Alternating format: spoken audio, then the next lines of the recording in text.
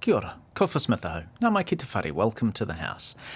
Today on the House, we had originally planned to bring you a story about a hearing scheduled by one of Parliament's 12 subject select committees. And tomorrow looked likely to be another story from Select Committee. But those committee hearings were scrapped. And no, it's not because we were planning to come along, although I understand that. It's because the House went into urgency. And under urgency, the House sits in the mornings as well, which is when the committees meet. And the rules say they can't usually occur at the same time. It's an odd rule, and it must cause absolute chaos with committee schedules, not to mention those of the submitters. I asked the Clerk of the House, David Wilson, about it. So select committees are able to meet at quite a lot of times, but the standing orders, Parliament's rule, says a couple of times when they can't meet. One of them is any day during oral questions. So that's usually 2 till 3 on a Tuesday, Wednesday and Thursday when the House is sitting.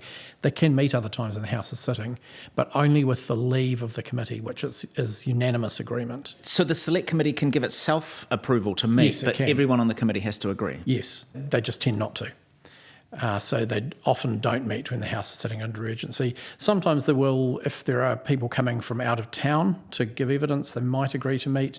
Otherwise, committees during urgency tend to meet either before 9 a.m, before the House starts sitting, or in the break between 1 and 2 when other members are having lunch. But it's pretty unusual for committees to meet while the House is sitting under urgency. In addition to the committees deciding for themselves, the Business Committee can determine that select committees can meet at times that are prohibited by the standing orders. For example, during times the House is sitting, the Business Committee could determine that select committees can meet, but it's rare that it will do that. It has to be pretty much in agreement. And so for the same reasons, which I think are mostly political considerations, that doesn't tend to happen either. Why is that traditionally? I mean, because it's not like when a House is debating, say a social bill, that all the non-social committee members really need to be in there because they're not going to be saying anything. In fact, they're not in there. Normally, only just enough members to be needed in the House. The ones that are likely to speak are in there. And the rest of them are doing other work. They could be in committee, couldn't they? They could. I think traditionally the opposition has not wanted to meet when the government has made a decision to move urgency. I think the feeling is it's a political decision really that they're not going to assist the government further by progressing its business in the House and in committees at the same time. So the government can choose to move quickly in the House, but there's a tit for tat and it has to move slowly in committees. That's right. And that is common regardless of who the government is or who the opposition is. That's just the way it's played out over many years. There are a few committees that can meet when the House is sitting, Okay. but they're not the subject committees, which were probably the subject of the fascinating stories you were going to do this week. Officers of Parliament Committee, Petitions, Privileges Committee, Regulations Review Committee and the Standing Orders Committee can all meet during a sitting of the House without leave. And that's because they're specialist committees. They often need to meet at times when the other committees are not meeting. They've got senior members on them. They'll often meet in an afternoon on a sitting day. And they're generally happy to get together and work through their business, which doesn't tend to be contentious like the bills and scrutiny in front of subject committees. So they've got a blanket authority to meet at those times. Was it always this way?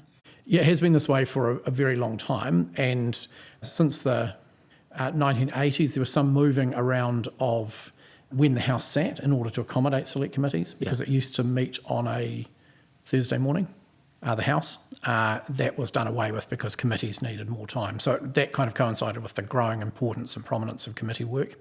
Other than that, there's always been a ban on committees meeting while the House is sitting, except if they unanimously agree they will meet. Once upon a time, it would have been crucial that everyone was available to be in the House because everyone would have needed to go and vote in the House. Everyone would have needed to vote. Pre-MMP days. That's right. And yes, when all votes are personal votes cast by going into the lobbies, and also when there tended to be fewer time restrictions on debates, or those restrictions were longer, more members spoke in any one debate than they do these days.